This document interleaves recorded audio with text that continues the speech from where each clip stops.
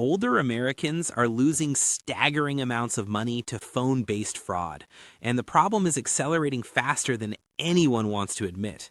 In a single recent year, losses climbed into the billions, several times higher than just a few years earlier. Impersonation calls pretending to be government agencies, fake healthcare representatives, and urgent messages claiming benefits have been suspended are no longer rare events. They are daily occurrences.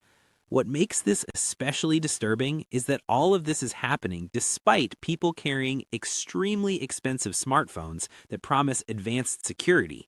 High price tags and polished marketing have not translated into real protection where it matters most. The uncomfortable truth is that modern smartphones were never designed with older users as the priority. Security features are often reactive instead of preventative. Scam calls still ring through. Fraudulent messages still appear on screen. The burden is placed on the user to decide whether something is dangerous, often in a moment of confusion or stress. Even the most advanced devices allow these threats to reach you and hope you make the right choice. That gap between promise and reality is where enormous losses occur. Now imagine a different approach, one where the phone itself is built from the ground up to stop scams before you ever see them. A device that does not rely on cloud servers scanning your data after the fact, but instead analyzes everything locally, in real time, and blocks threats automatically. The idea is simple but radical in execution. Instead of collecting your data to monetize it, the system keeps everything on the device unless you explicitly allow otherwise. Your calls, messages, and habits remain private, processed only by the phone in your hand. At the core of this concept is an operating system designed around on-device artificial intelligence. Incoming calls are evaluated instantly, not just by checking numbers against known spam lists, but by analyzing voice patterns, call routing behavior, and impersonation markers as the call is attempting to connect. If it matches known fraud characteristics, the call never reaches you. Your phone does not ring. There is no decision to make and no risk of accidentally answering. Compared to current phones that still allow suspicious calls through with a small warning label, this represents a fundamental shift in responsibility from the user to the device itself. Text messages receive the same level of scrutiny. Every incoming message is evaluated against multiple risk indicators, such as urgency cues, suspicious links, requests for personal information, and deviations from normal communication patterns. Messages that cross a danger threshold are quarantined automatically. The harmful link never appears. The message never creates panic. Over time, the system learns your normal behavior. It recognizes who you communicate with regularly, when you do so, and in what way. When something breaks that pattern, you are alerted with clear context rather than vague warnings. This kind of contextual protection does not exist on mainstream smartphones because it would require analyzing personal communication data locally without sending it to external servers. The prevailing business models of large tech companies depend on data collection, even when it is framed as anonymized or secure. A system that refuses to export that data challenges those incentives directly. Usability is just as important as security.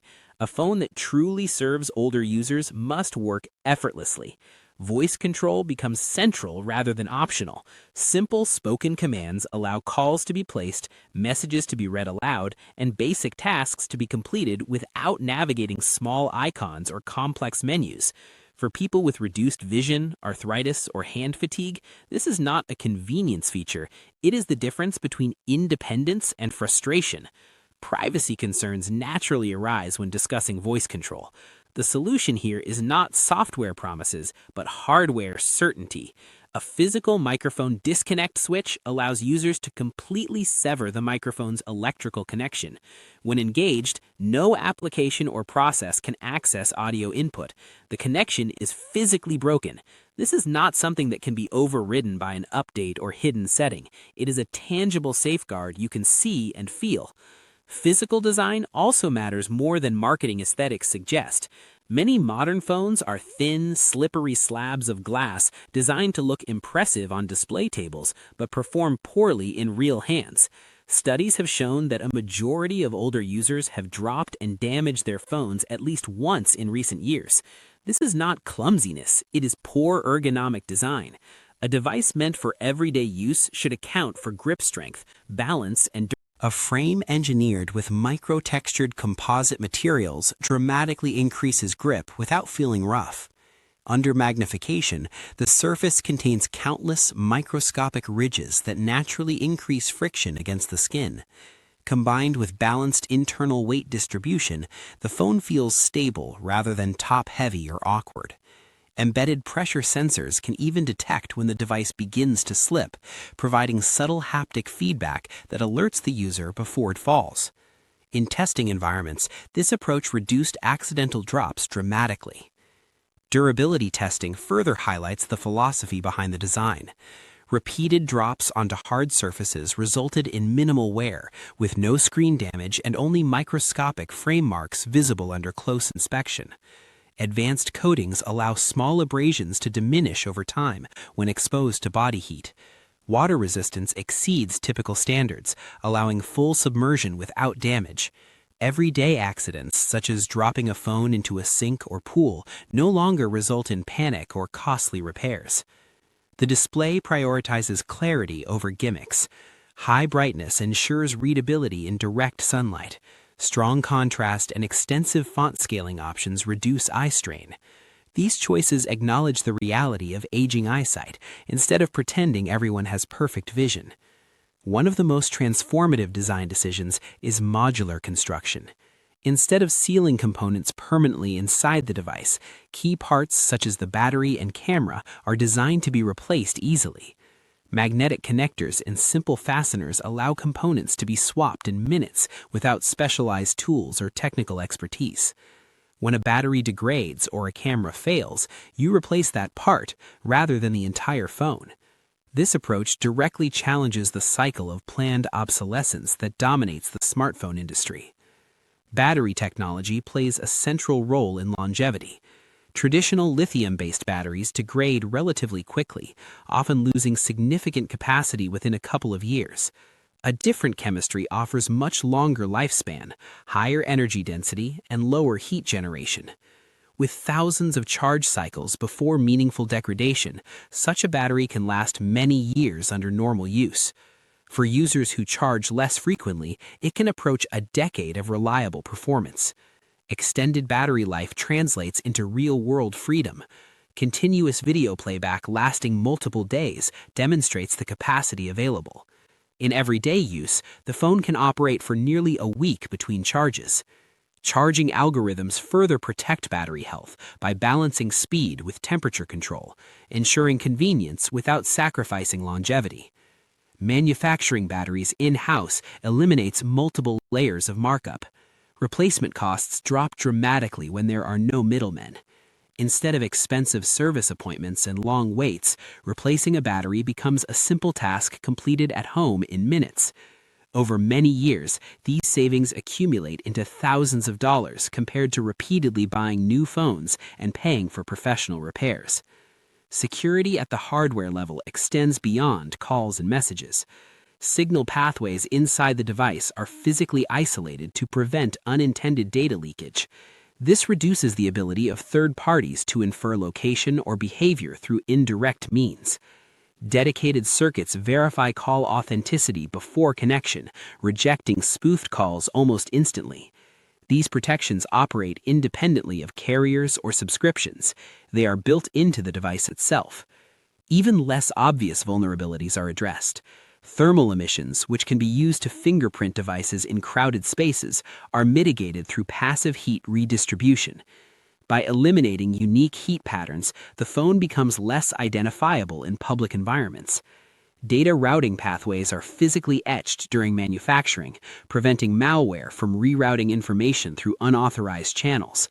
This removes entire classes of silent attacks that often target less tech-savvy users. There are also discussions of programs aimed at making such devices accessible to those most at risk. Internal planning materials suggest priority distribution for older individuals who rely primarily on fixed income sources.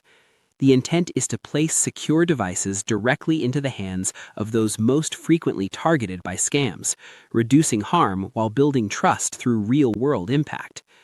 Verification processes are designed to be straightforward, avoiding complex forms that discourage participation. At the same time, caution is essential. Whenever rumors of new technology circulate, scammers attempt to exploit excitement and confusion. No legitimate device should require upfront payments through unofficial channels or obscure websites. Official announcements and ordering information must always come directly. Until that happens, skepticism is not just healthy, it is necessary. It is also important to acknowledge the risks involved with any first-generation product. New platforms may experience bugs or limitations at launch.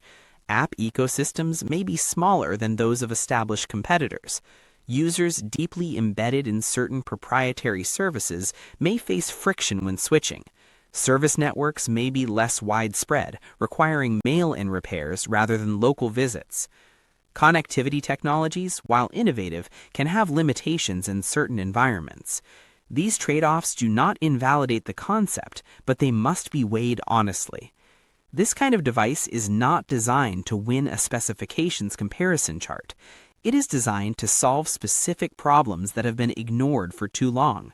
Rising costs, endless replacement cycles, monthly bills that never end, and security systems that fail to protect the most vulnerable are not accidents. They are outcomes of priorities that place profit above user well-being. The real question is not whether such a phone can outperform flagship devices in raw performance. The question is whether it can restore confidence and control to people who feel overwhelmed by modern technology.